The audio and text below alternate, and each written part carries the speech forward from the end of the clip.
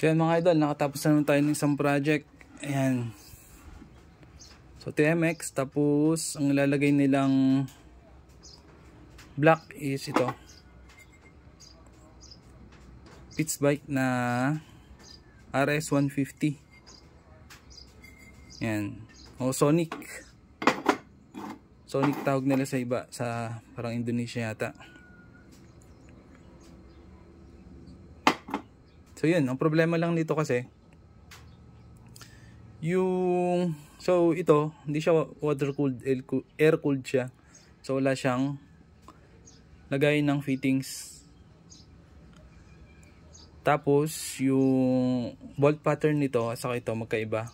Ang problema, halos magkadikit lang.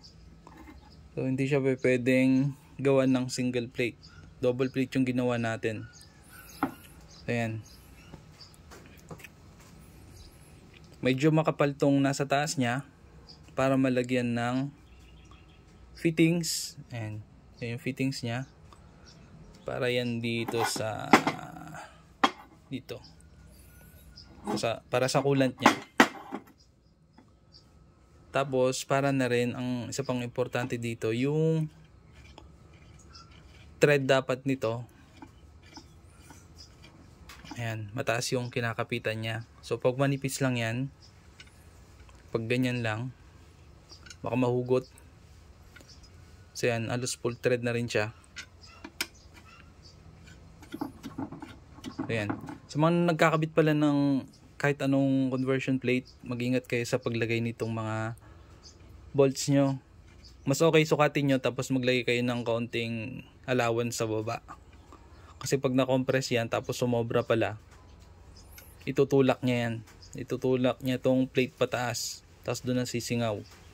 Lalo pag nasobrahan, magkakaroon ng mabibend itong plate. Hindi lang halatado kung kuan, pero meron siyang bend. Mas kaya anong nang gawin nyo, sisingaw na siya. So yun. So ganyan siya. So itong mga plate na to, ang primary na kanya lang to para may lipat natin yung bolt pattern nitong head ay block dito sa bolt pattern nitong TMX.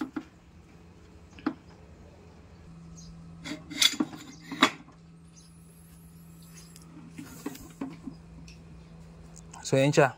So yun yung lagay ng chain niya. Ball niya. So yan. Pagpapagawa kayo, so ganito.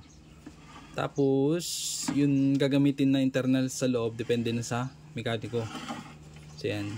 Kung ano lang yung specs na pinagawa ng mekaniko sa akin, yun lang yung ginagawa ko. Kasi sila pa rin yung masusunod. Kasi sila ang magbubuo. Hindi ko na pag anong rod yung gagamitin nila dito.